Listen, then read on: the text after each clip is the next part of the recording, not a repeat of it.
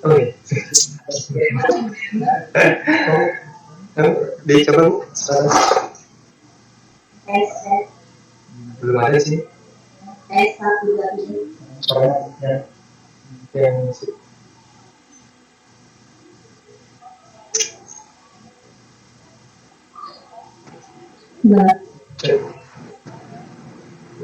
Cek. Coba lagi. Cek 1 2 3. Cek 1 2 3. Coba dari yang lain. Ya sudah. Oke. Jelas kemarin. Terus yang itu loh.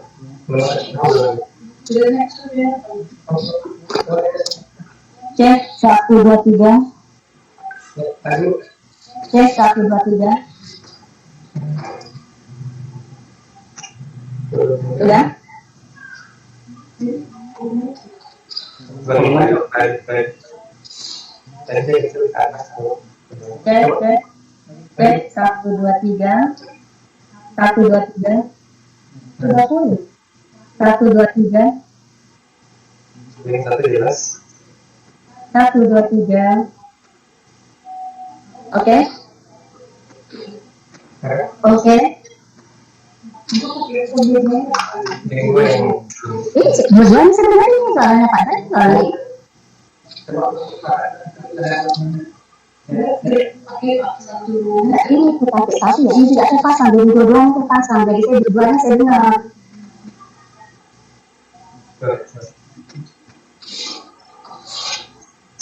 Cek 1 2 3. Assalamualaikum warahmatullahi wabarakatuh. Kecil banget. Ini kan saya pakai untuk isinya sama untuk isinya saya pakai, jadi dua-duanya saya pakai. Mendekat. Cek 1 2 3. Mendekat. Saya akan terima suara. Sudah? Yang ini?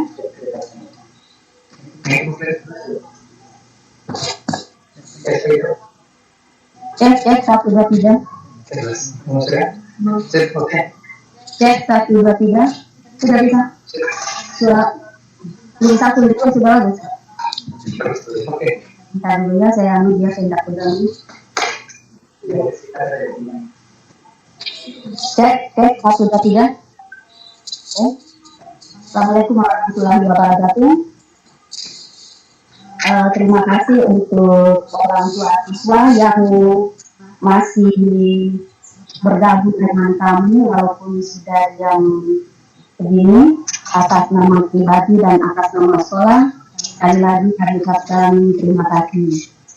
Kalau tadi kajian kurikulum sudah membahas habis-habisan tentang pelajaran, tentang materi, saya di sini hanya membahas tentang ekstrakurikuler. Sebelumnya saya memperkenalkan diri, nama saya Karifah SL. Di sini di SMA 1 Tanjung Palas mengajar mata pelajaran ekonomi kelas 11 atau kelas 2 dan tugas tambahan sebagai wakasiswaan.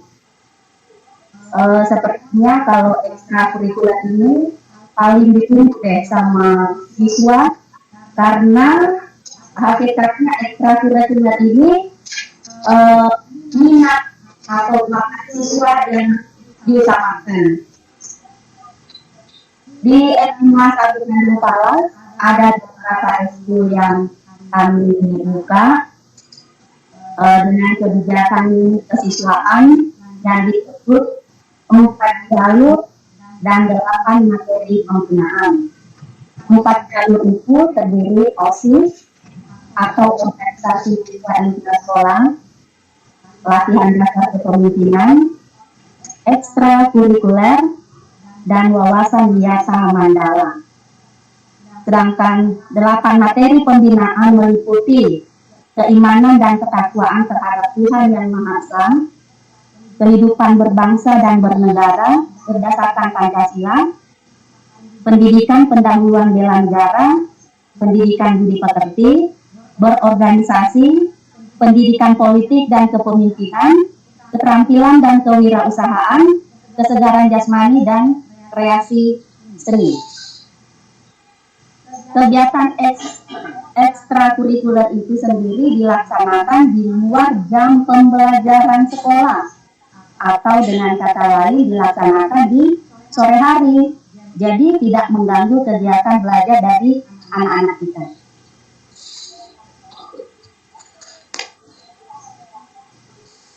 Atas dasar inilah SMA 1 Tanjung Palas menyusun program ekskul sebagai acuan dalam pelaksanaan kegiatan, sehingga tujuan ekskul itu mampu menghasilkan peserta didik yang berkarakter, memiliki keterampilan dan daya saing, serta memiliki kemampuan intelektual tinggi, cerdas dan pintar, namun juga memiliki nilai sosial dan spiritual yang baik, sehingga mampu bersaing sesuai dengan visi sekolah yang berkarakter dan berprestasi yang berbasis lingkungan. Ini dasar hukumnya, tidak usah saya panjang lebar membacakan. Di samping tujuan, ekskul juga berfungsi sebagai satu pengembangan untuk mengembangkan kemampuan dan kreativitas peserta didik sesuai dengan potensi, bakat, dan minat mereka. Nilai sosial, ekskul itu bisa mengembangkan kemampuan dan tanggung jawab serta rasa sosial dari peserta didik.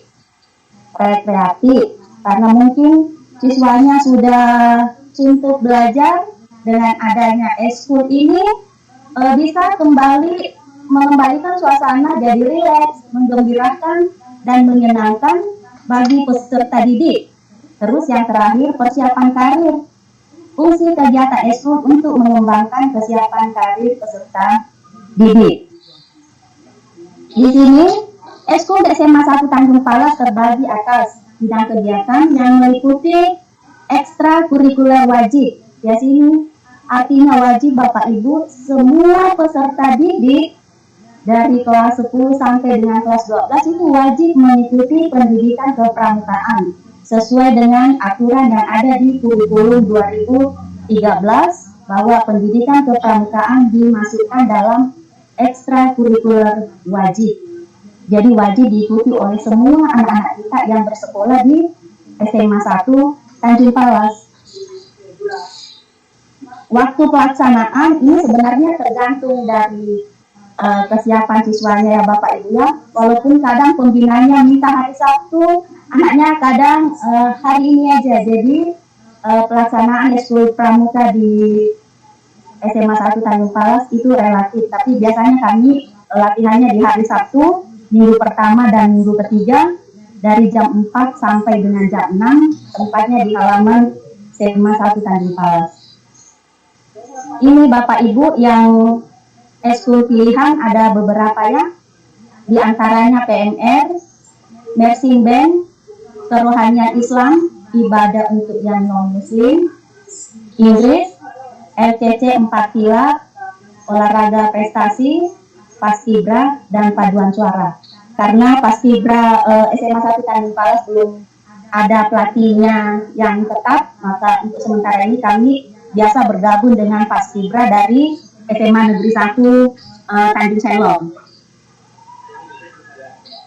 Yang ini Bapak Ibu kompetensi sains nasional, ini meliputi mata pelajaran fisika, biologi, komputer, matematika, ekonomi, geografi, kebumian, astronomi, dan kimia. Jika sekiranya ada putra-putri Bapak Ibu yang merasa saya lebih di bidang studi atau mata pelajaran matematika, saya ingin lebih mengembangkan kemampuan saya, ya dia bisa mengikuti bimbingan matematika. Itu nanti pembinaannya akan meluangkan waktu di sore hari, biasanya jam 4 sampai dengan jam 6 untuk hari-hari tertentu. Dan 9 mata pelajaran ini Bapak Ibu itu dilombakan, bahkan bisa sampai internasional. Nah, alhamdulillah nanti hari Senin ini ada beberapa siswa dari SMA 1 Tanjung Palas yang mengikuti kegiatan kompetensi sains nasional ini tingkat provinsi. Itu ada diantaranya mapel fisika, komputer, astronomi, dan ekonomi serta kimia. Terus ini ada lagi, jika sekiranya putra-putri Bapak Ibu senang dengan olahraga, di SMA 1 Tanjung Palas juga ini ada dibuka renang, bulu tangkis, atletik, pencak silat, karate, taekwondo, dan juga gulat. Ini dilombakan juga ya Bapak Ibu ya, yang dikenal dengan sebutan O2SN, olahraga Olimpiade Olahraga Sains Nasional. Ini juga ke tingkat nasional. Hanya saja karena tahun ini karena pandemi, makanya untuk O2SN ini tidak dilaksanakan. Akan tetapi kalau KSN tadi tetap dilaksanakan walaupun secara daring. Terus ini FLS 2N, Festival Lomba Seni Siswa Nasional yang terdiri atas seni tari dan kriya, bahasa dan sastra, film pendek, vokal solo, dan gitar solo. Nah, jika sekiranya Bapak Ibu merasa, oh anak saya mempunyai bakat di seni tari, anak saya bisa di seni kriya, kenapa tidak? SMA 1 Tanjung Palas semua menaungi anak yang memiliki keterampilan atau bakat di bidangnya masing-masing. Nah, dalam waktu dekat ini Festival Lomba Seni Siswa Nasional ini akan dilaksanakan Bapak Ibu. Dan biasanya kami kalau seni tari, kriya itu membuat kerajinan dari bahan daur ulang. Vokal solo dan gitar solo, biasanya anak SMA 1 Tanjung Palas ini paling senang di sini vokal solo dan gitar solo.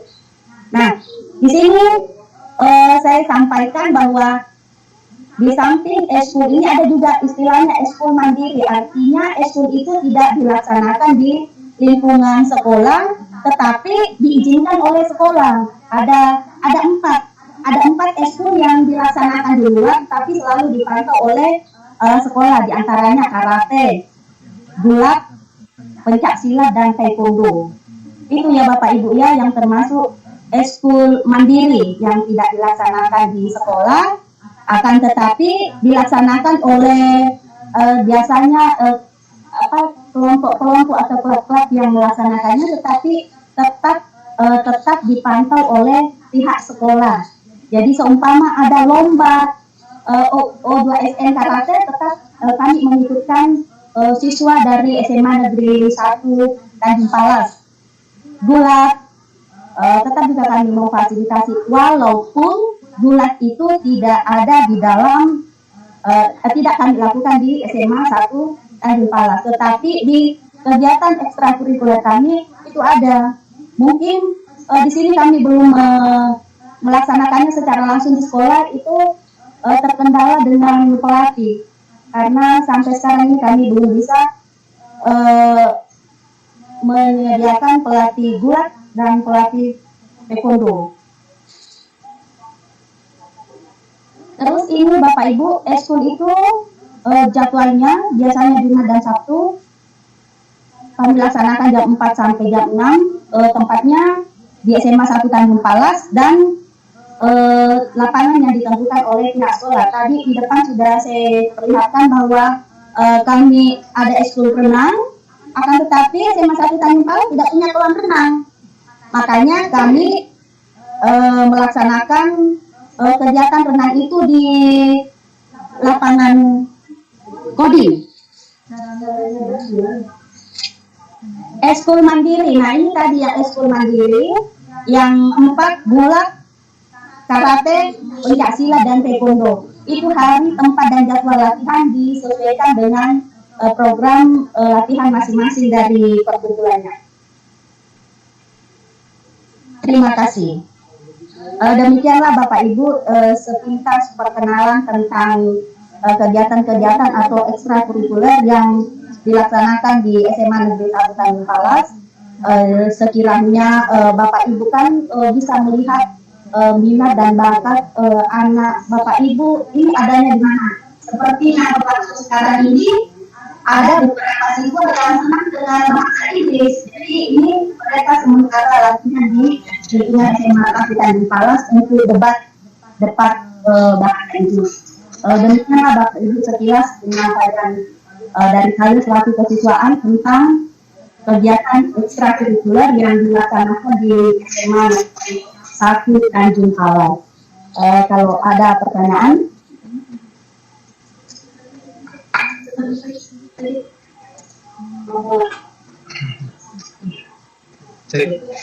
Baik Bapak Ibu, silakan yang ingin bertanya berkenaan dengan program kesiswaan yang telah disampaikan tadi oleh Ibu Sarifah.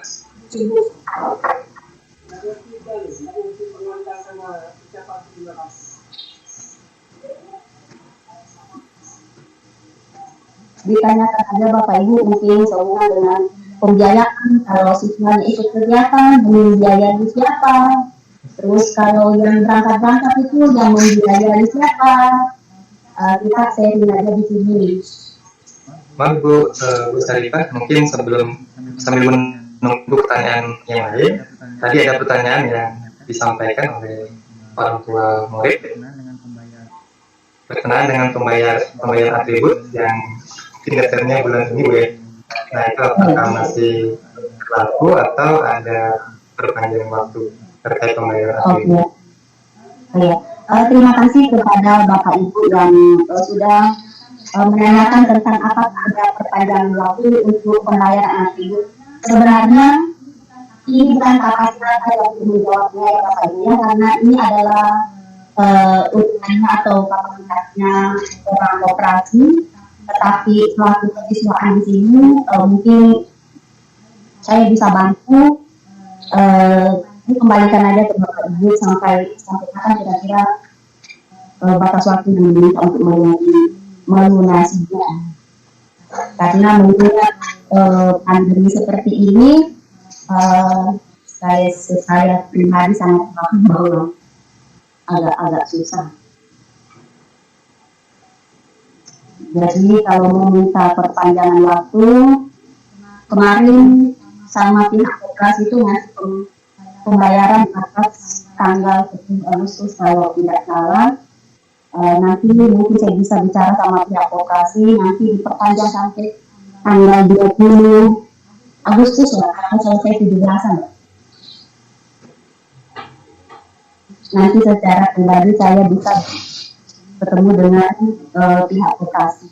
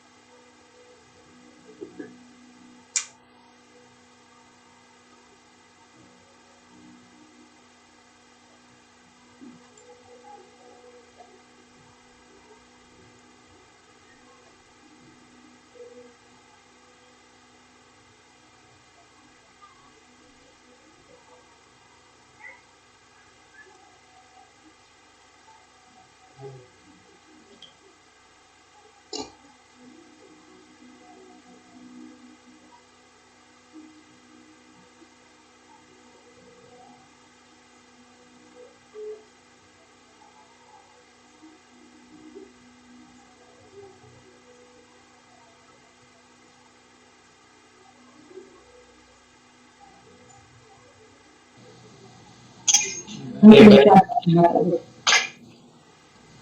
Ya, baik, terima kasih Ibu Sarifah. Terkait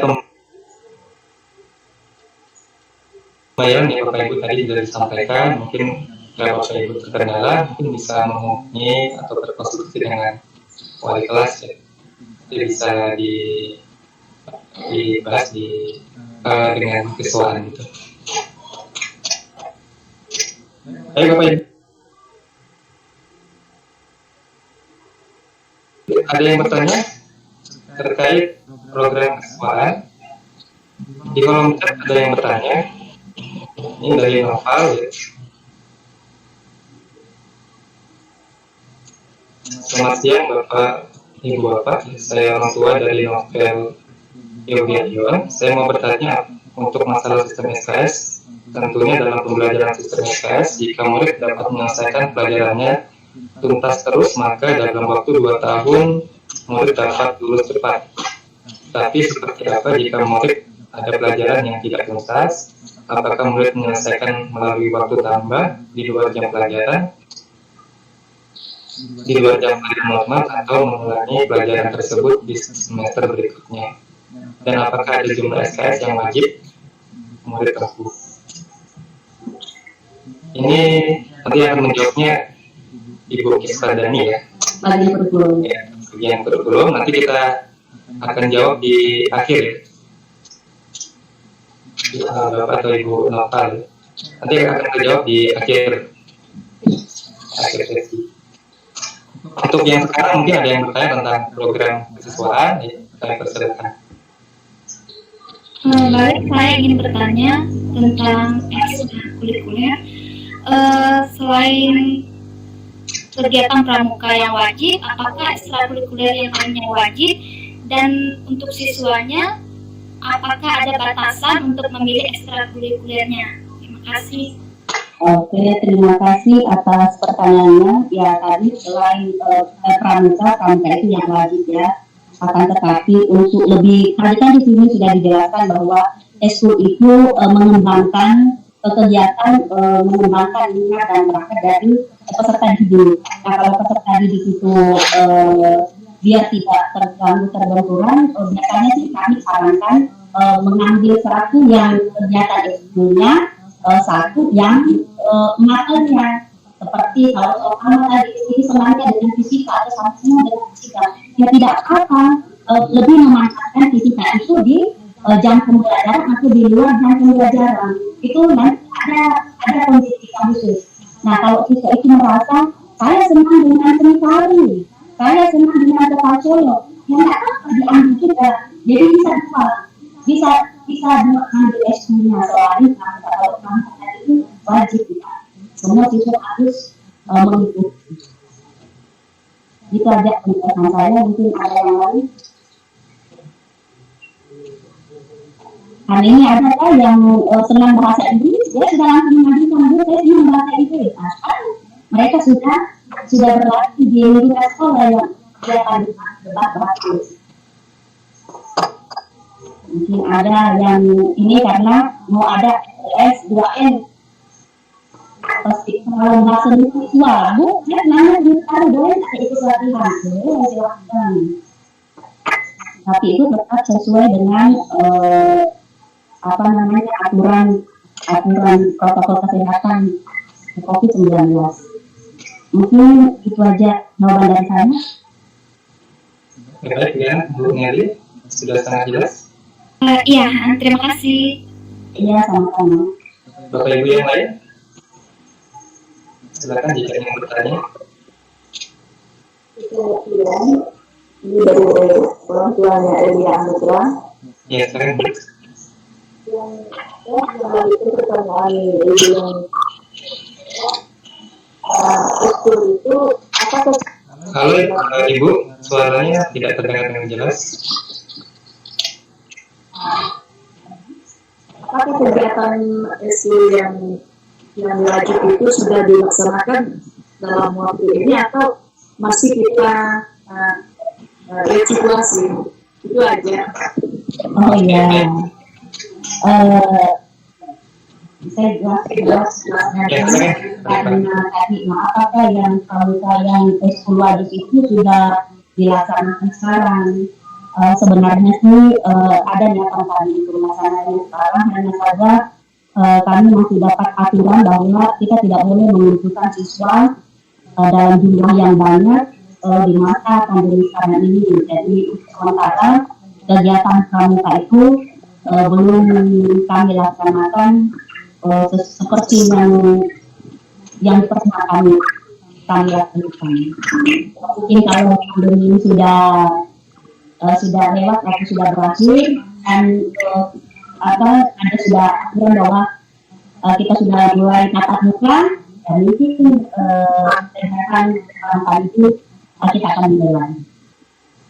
Demikian jawaban saya. Terima kasih, Bu. Iya. Ada ibu yang sudah bertanya. Mungkin yang terlewat ini Bu pertanyaan dari Intan Nuraini, Pak Ibu Intan Nuraini. Saya wali murid dari Intan Nuraini ingin bertanya, kira-kira kapan sekolah mulai masuk? Nah, kalau sekolah mulai masuk itu bukan kapasitas kami, Bu, karena kan ada dinas pendidikan di atas kami. Jadi mohon maaf, selaku guru di SMA Kabupaten Kelas, sebenarnya kalau yang kami itu bukan cuma itu aja, kami juga sudah kangen sama siswa, sudah mau bertemu apalagi dengan kelas ini kan belum kenal sama sekali nih, tapi boleh buat ya kami masih diatur sama dinas pendidikan. Itu aja jawaban dari saya. Iya. Mungkin Bapak Kepala Sekolah ingin menambahkan. Terima kasih Mas Dani. Saya berusaha gambarnya ini. Nggak apa-apa Mas Dani, itu gambar saya juga cakep juga di sini. Iya. Ini Bapak Ibu siapa tadi? Intan. Ini Intan ini muridnya, siswanya. Ya, orang tuanya. Ya, terima kasih Ibu orang tua dari Ananda Intan. Jadi untuk masuk tadi memang sudah awalnya sudah kayak paparkan. Untuk masuk sekolah ini, insya Allah kalau memang dalam bulan ini dari Pemprov atau dari kami dari Pemprov dan gugus tugas itu memberikan karena dari pusat sudah memperbolehkan, cuma karena tergantung dari kondisi dari daerah per daerah. Jadi kalau daerah kita nanti Pemprov mengatakan bahwa daerah kita ini hijau atau kuning, karena sekarang kuning pun juga masih boleh diperbolehkan juga. Jadi nanti dalam waktu dekat ini kalau di bulan Agustus ini misalkan nanti ternyata Kaltara kuning, ya pasti boleh. Itu pun nanti ada surat, memang ada surat pernyataan atau surat dari Pemprov atau dari gugus tugasnya. Kalau gugus tugasnya belum, oh ya Bu, bentar saya tambahkan gambar saya. Oke, Bapak dan Ibu, saya tambahkan gambar saya, Mas Dhani tambahkan gambar saya, Mas Dhani. Ya, Bapak dan Ibu, jadi untuk masuk ke sekolahnya, masuk tatap muka maksudnya, itu ya apa dikatakan tadi dari rekan kami di Wakil Kesiswaan, ya kangen sekali. Ya, tapi karena kita masih dalam penanganan COVID-19 dan Kaltara masih, kalau kelihatan ini masih kuning karena ada beberapa klaster baru di Malino dan Nunukan, hingga kembali ke kuning. Tapi itu sudah diperbolehkan. Kita tunggu tadi tanggalnya atau kapan Agustus ini. Kalau misalkan diperbolehkan, itu nanti Dinas Pendidikan akan menyurati kita. Kemudian sebelum kita resmi diperbolehkan, kita akan diceklis kesiapan sekolah, Bapak dan Ibu. Kesiapan sekolah. Jadi dari mulai satrasnya, di situ ada lingkungannya bersih, tempat cuci tangannya ada, sanitasinya bagus, WC-nya ada, kemudian warga sekolah dari siswanya menggunakan masker, termasuk Bapak dan Ibu gurunya kalau misalkan siswanya menggunakan masker, Bapak Ibu gurunya tidak, ya data juga batal, harus semuanya menggunakan masker. Kemudian ada tempat cuci tangan atau sanitizer-nya kita siapkan. Kalau itu sudah kita siapkan. Kemudian dan itu akan shift Bapak dan Ibu, kalau diperbolehkan kita shift dua kali masuk, karena tidak boleh satu kelasnya tidak boleh hanya 18 orang maksimal. Jadi nanti mungkin di bawah itu, jadi kalau kita punya satu kelasnya 30 ya 15 orang. Ya, itu 2 shift Bapak dan Ibu, 2 shift. Pagi pulang baru bisa diatur oleh yang lain.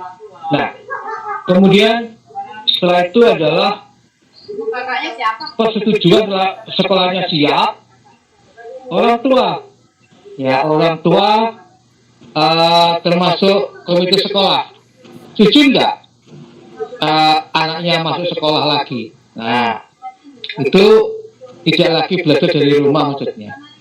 Nah, nanti kalau beberapa orang tua setuju, beberapa orang tua nggak setuju, ya yang nggak setuju tadi ya tetap belajar di rumah. Sudah setuju boleh tatap muka di sekolah, itu pun tetap menggunakan protokol kesehatan. Nah, jadi itu yang akan kita tunggu, apakah pemerintah Pemprov atau pemerintah provinsi atau pemerintah daerah di Kabupaten Bulungan, sudah memperbolehkan. Nah, dengan kondisi yang ada di kabupaten kita, nah maka kita siapkan sekolah kita. Yang jelas kita di sekolah pun juga kalau bisa mengharapkan mereka bisa tatap muka, karena lebih dari kendala-kendala yang ada itu memang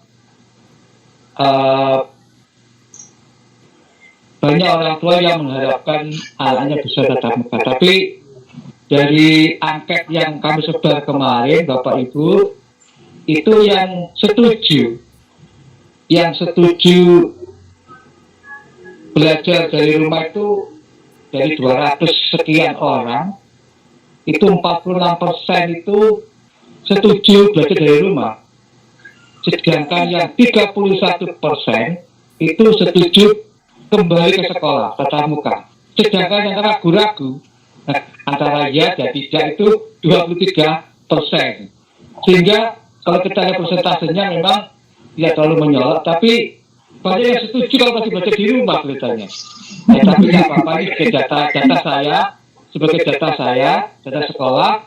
Jadi nanti kita sudah melakukan survei ke Bapak dan Ibu yang ada di rumah, yang sekarang sudah mendampingi putra-putrinya. Saya kira itu Bapak dan Ibu, dan jelas kami tetap mengharapkan bisa belajar secara tatap muka, tapi tetap menggunakan protokol kesehatan yang ada.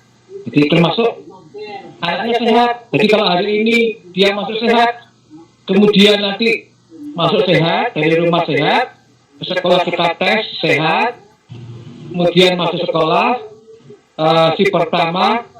Nah, saya harapkan pulangnya ini juga terus pulang. Jangan mampir-mampir kemana-mana lagi. Ternyata nanti maksud dia mampir dan langsung pulang, itu terpapar COVID. Jadi besoknya dia tidak bisa sekolah karena sudah terpapar COVID. Nah, kita tutup lagi sekolah itu. Nah, maka itu nanti kalau sudah oke, kita akan sosialisasi ke orang tua. Anaknya si pertama pulang, tak boleh mampir kemana-mana, terus pulang. Karena kalau dia mampir-mampir, nah disitulah nanti menjadikan seharusnya sehat, jadi tidak sehat lagi. Ya, itu Bapak Ibu yang bisa saya sampaikan. Terima kasih. Ya, Mas Dhani, terima kasih. Baik, terima kasih atas penyampaiannya Bapak Eko. Terkait tadi ya pertanyaan kapan sekolah mulai masuk, saya rasa sudah jelas tadi disampaikan oleh Bapak Kepala Sekolah.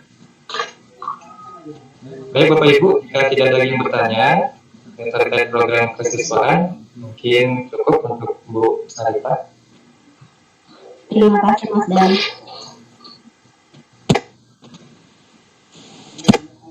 Baik Bapak Ibu, kita akan melanjutkan.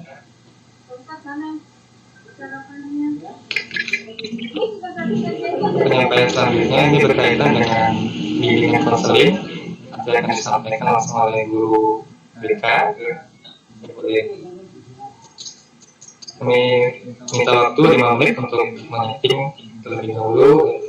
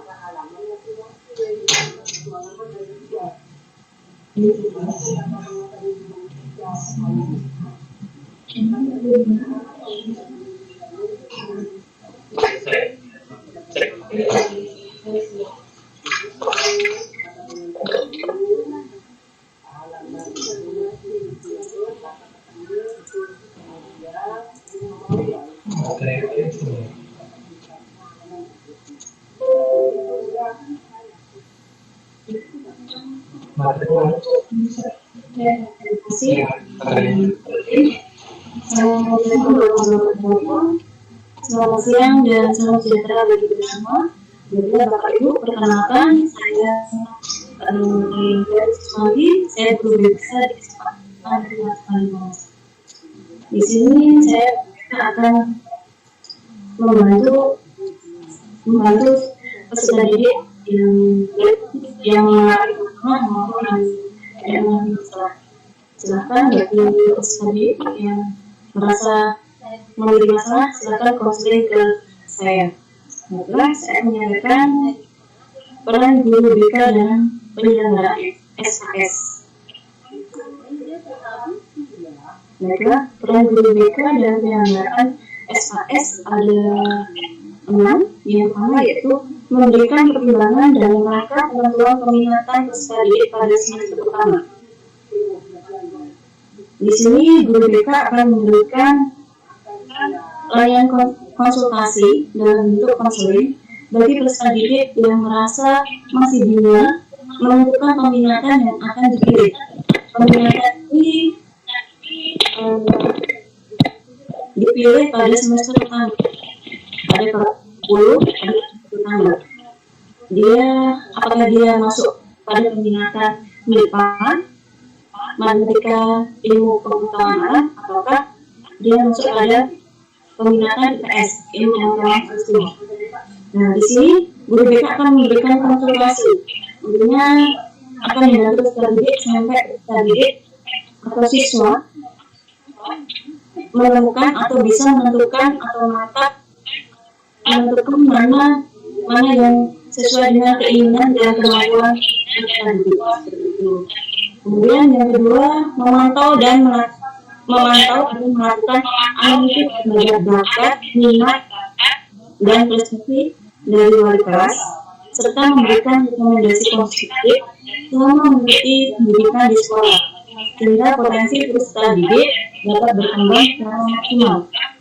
Di sini, guru BK secara intensif memantau data bakat dan minat yang diperoleh dari wali kelas, kemudian dianalisis sehingga bakatnya itu dapat disalurkan, misalnya melalui ekstrakurikuler dan lain-lain, sehingga bakat yang dimilikinya dapat berkembang dan akhirnya dapat menghasilkan suatu prestasi. Kemudian serta memberikan rekomendasi konstruktif. Rekomendasi konstruktif ini adalah rekomendasi yang membangun, memperbaiki. Intinya rekomendasi bagi siswa yang memiliki bakat, minat, atau prestasi yang kemudian kita perbaiki, kemudian kita bangun sehingga bakat itu dapat terbentuk dengan baik selama mengikuti pendidikan di sekolah, sehingga peserta didik dapat berkembang secara maksimal. Kemudian yang ketiga, melakukan pendampingan secara intensif, sehingga peserta didik dapat menyesuaikan masa studinya dengan baik. Di sini guru BK melakukan pendampingan secara sungguh-sungguh dan terus-menerus kepada peserta didik, sehingga peserta didik itu dapat menyelesaikan studinya dengan baik.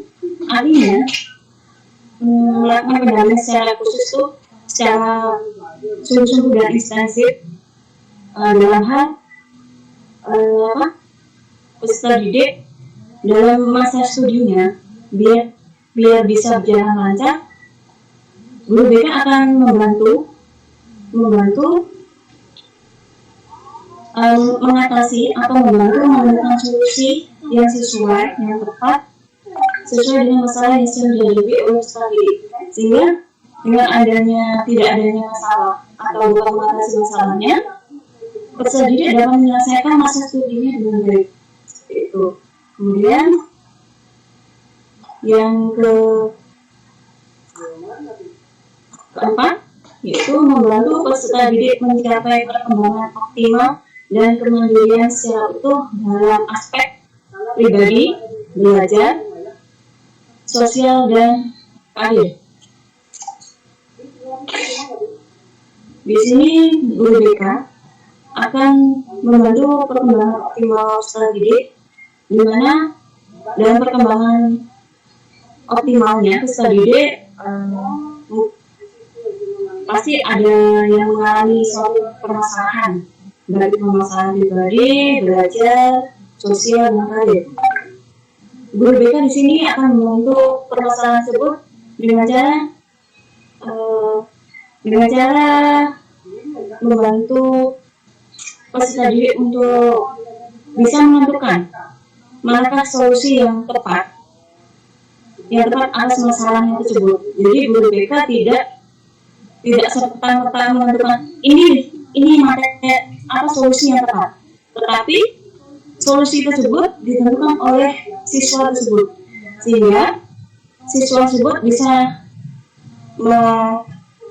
menentukan ini solusi yang tepat, dan di kemudian hari kalaupun solusi itu tidak sesuai, itu bisa menjadi koreksi bagi peserta didik tersebut. Sehingga jika peserta didik sudah mampu untuk mengatasi masalahnya sendiri atau menentukan solusi yang tepat, maka peserta didik tersebut telah mencapai kemandirian secara utuh dalam aspek pribadi, belajar, sosial, dan karir. Kemudian selanjutnya yaitu peran guru BK adalah membantu kesulitan belajar peserta didik. Di sini kesulitan belajar peserta didik, membantu kesulitan belajar peserta didik tidak harus atau bukan dengan cara membantu mengerjakan pekerjaan rumahnya atau membantu mengerjakan tugas-tugas dari peserta didik tersebut, tetapi di sini lebih ke mengatasi kesulitan belajar peserta didik. Kesulitan belajar peserta didik ini ada beberapa jenis dan beberapa faktor yang mempengaruhinya. Salah satunya yaitu kesulitan belajar mungkin karena sulit untuk konsentrasi. Nah, di sini peserta didik mengalami kesulitan konsentrasi ada beberapa faktor. Mungkin salah satunya karena belum menemukan gaya belajar yang sesuai. Dengan adanya dia belum menemukan gaya belajar yang sesuai, maka peserta didik ini tidak dapat mencapai keberhasilan belajarnya. Nah, di sini peran guru BK membantu menemukan gaya belajar peserta didik yang sesuai. Gaya belajar di sini ada 3, yaitu auditori, kemudian visual, kemudian kinestetik. Gaya belajar ini peserta didik antara peserta didik satu dengan yang lainnya berbeda-beda, sehingga jika peserta didik belum mengenal gaya belajarnya yang sesuai, dia tidak akan mencapai keberhasilan belajarnya. Tetapi sebaliknya, jika peserta didik itu sudah menemukan gaya belajar yang sesuai, maka gaya belajar ini adalah sarana keberhasilan dari belajarnya dia, seperti itu. Jadi gaya belajar bisa diartikan sebagai sarana keberhasilan belajar peserta didik. Itu salah satu dari kesulitan belajar karena adanya kurang fokus atau konsentrasi yang diakibatkan karena kurang bisa menentukan gaya belajar yang sesuai. Kemudian selanjutnya kesulitan belajar mungkin bisa dipengaruhi oleh kurangnya motivasi belajar peserta didik.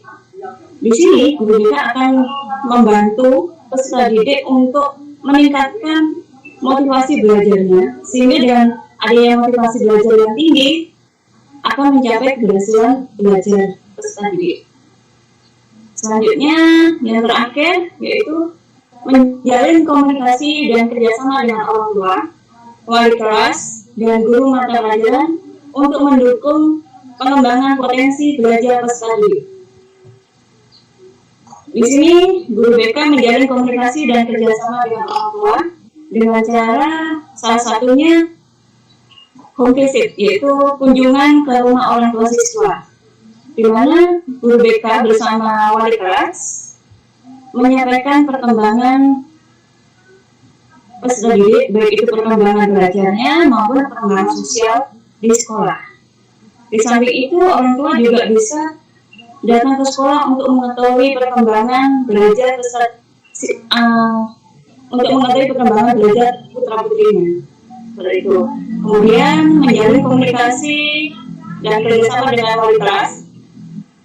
Guru BK berkolaborasi dengan wali kelas untuk mengatasi permasalahan yang dihadapi oleh peserta didik. Nah, salah satunya juga bisa melalui home visit atau kunjungan ke rumah siswa untuk menyelesaikan permasalahan yang dihadapi oleh peserta didik.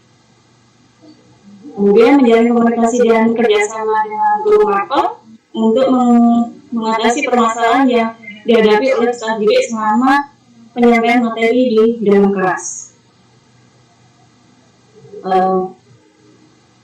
Sehingga dengan adanya komunikasi dan kerjasama dengan orang tua, wali kelas, guru mata pelajaran, pengembangan potensi belajar tersebut dapat berkembang secara optimal. Seperti itu yang bisa saya jelaskan. Sekian, terima kasih.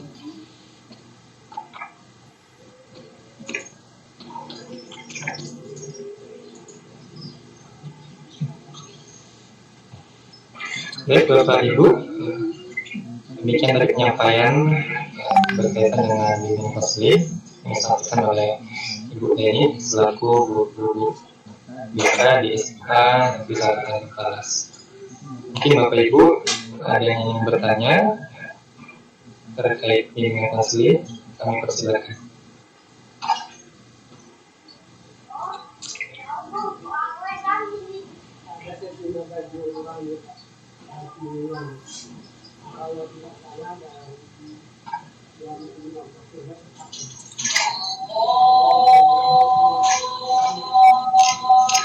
Mana Bapak Ibu? Cukup jelas ini.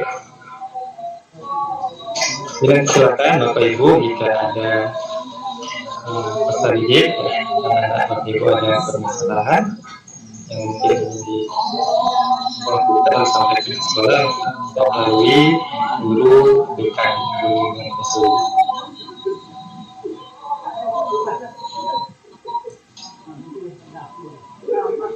Baik, jika tidak ada, mungkin untuk terakhir ada pertanyaan terakhir tadi yang harus dijawab terlebih dahulu. Terima kasih pada Ibu.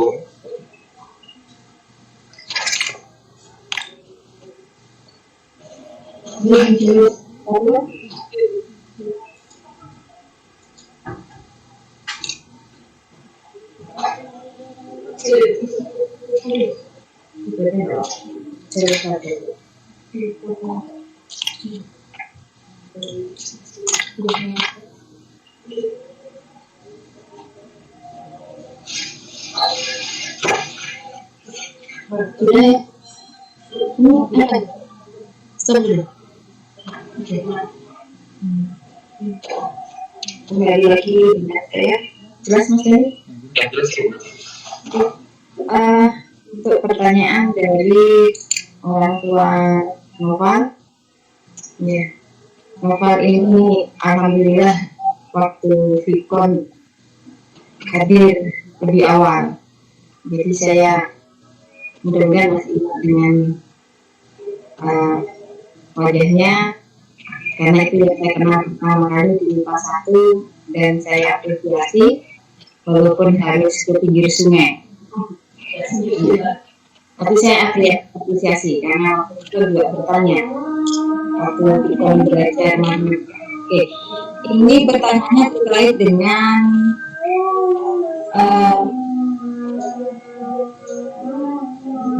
sistem SKS. Kemudian SKS itu murid dapat menyelesaikan tugasnya tuntas, terus maka dalam waktu 2 tahun murid dapat lulus cepat. Tapi seperti apa jika murid ada pelajaran yang tidak tuntas?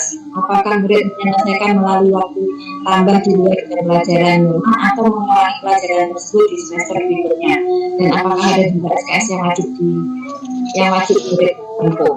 Oke, jadi perbedaannya ini ya Bapak Ibu, perbedaannya paket dengan SKS. Kalau paket dinyatakan tidak naik kelas maka mengulang semua mata pelajaran.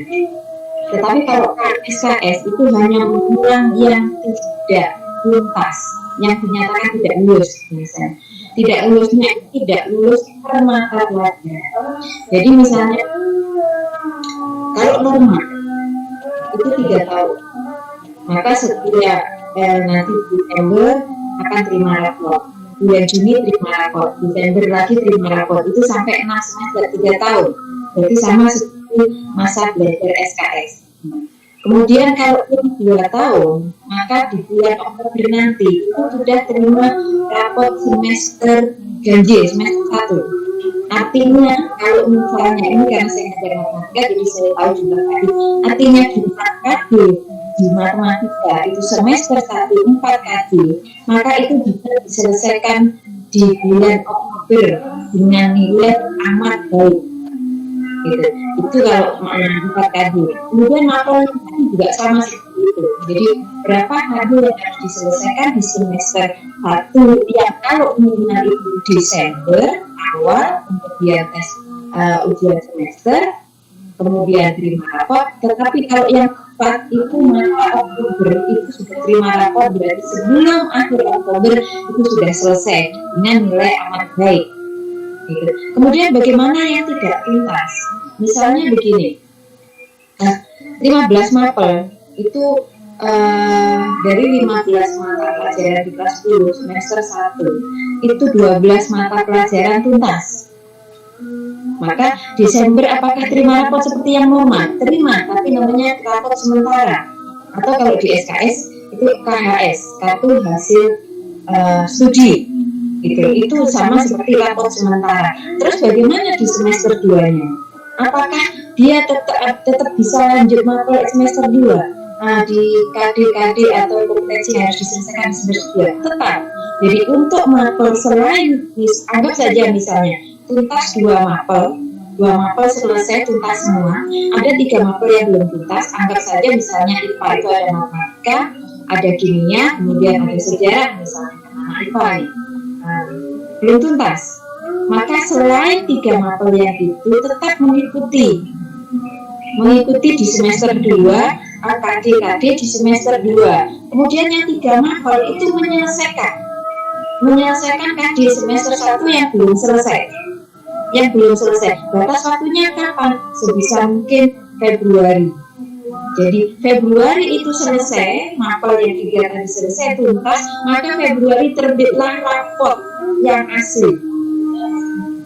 Raport yang asli, sehingga siswa yang terlambat tadi kalau Februari harus terima raport semester 1, kemudian nanti di semester 2-nya dia bisa selesai di bulan Juni, maka kemungkinan dia bisa normal 3 tahun. Tetapi kalau molor lagi misalnya begini, ternyata masih ada 2 mapel lagi di semester ganjil genapnya di semester 2 mapel itu ketinggalan.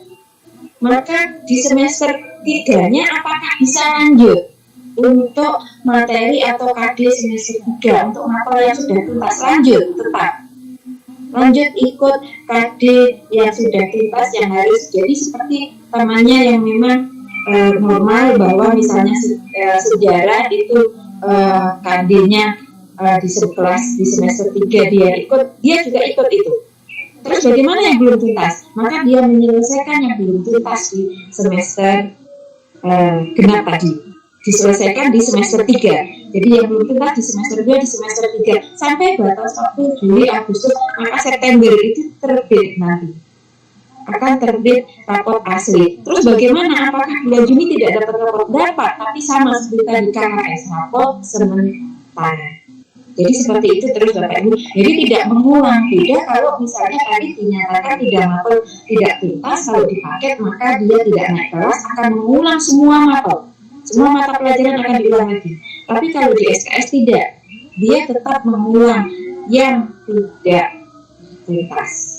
Mapel yang tidak lulus saja, itu yang diulang. Sehingga nanti seandainya ternyata siswa tersebut itu menempuh pendidikan, menempuh belajarnya lebih dari 3 tahun, artinya pada level yang ketiga dia menempuh pembelajarannya 4 tahun. Tadi kan saya jelaskan beban belajar bisa 2 tahun, 3 tahun, 4 tahun, dapat yang 4 tahun, maka nanti di semester terakhir mungkin 7 atau 8 itu dia tidak akan menempuh semua mata pelajaran, hanya menempuh mata pelajaran yang memang sampai pada semester tersebut belum tuntas atau belum lulus.